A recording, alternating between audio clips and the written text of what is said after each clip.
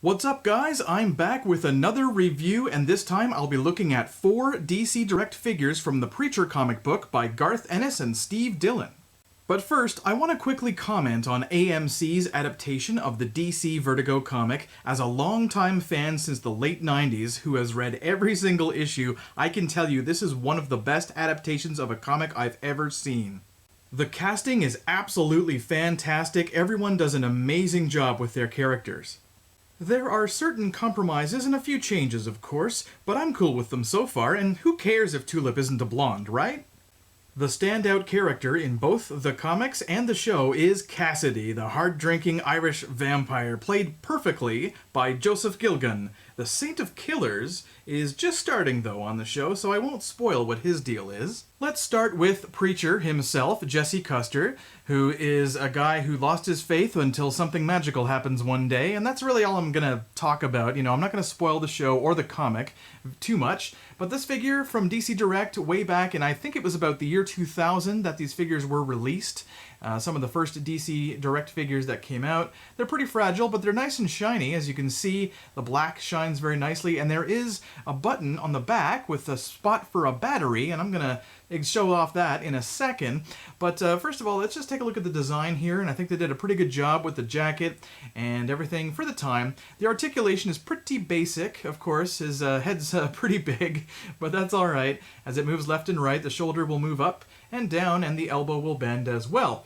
And the wrist, though, does not twist. There's only one of these figures that will do that.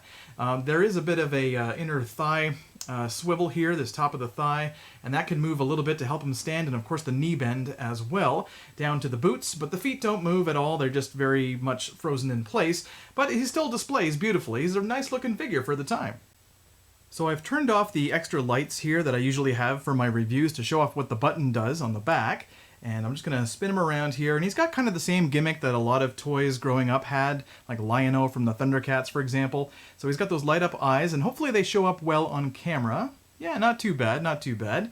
So the deal here is that, of course, Jesse has the Word of God given to him by Genesis, and he can make people do whatever he wants.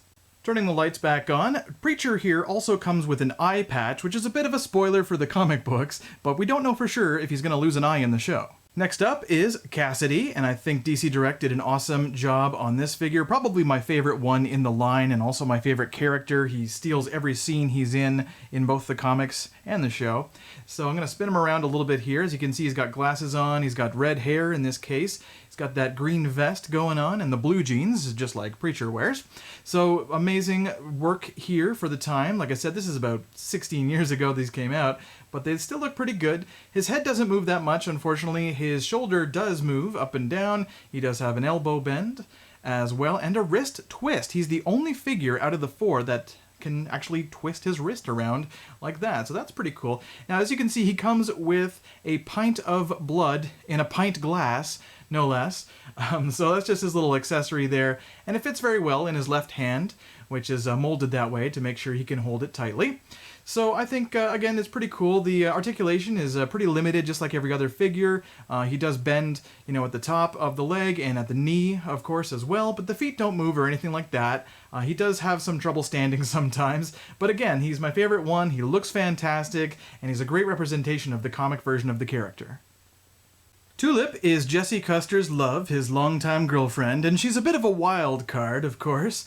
She's brandishing 2 pistols, one in each hand, and they're a little bit loose, but they fit in there pretty well. The problem with this figure, unfortunately, is that she is bending her back a little too far back, as you can see there. Yeah, so it makes it really hard to stand up. So I'm just going to hold on to her for the majority of this part of the review here.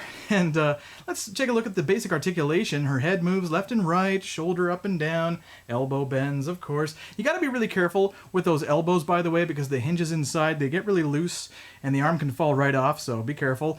She probably has the least amount of articulation out of the 4 figures, just a little bit of a, you know, inner thigh, top of the leg swivel there, whatever you want to call it, and that's it. No knee bends. She's the only one whose knees don't bend, no wrist twist or anything like that, but, you know, she's pretty basic, and that's cool, and there goes one of her guns.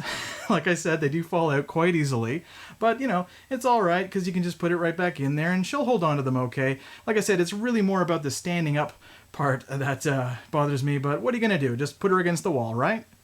One more gun that she comes with is this Uzi looking weapon here. All black, very nice design, pretty basic, but you know, that's what you'd expect.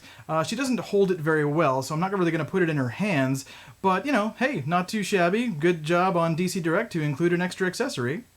And last but not least, we have the Saint of Killers, a very badass cowboy from the late 1800s. Very Clint Eastwood-esque, I would say. That might have been quite a bit of the inspiration there for Steve Dillon in terms of the design work.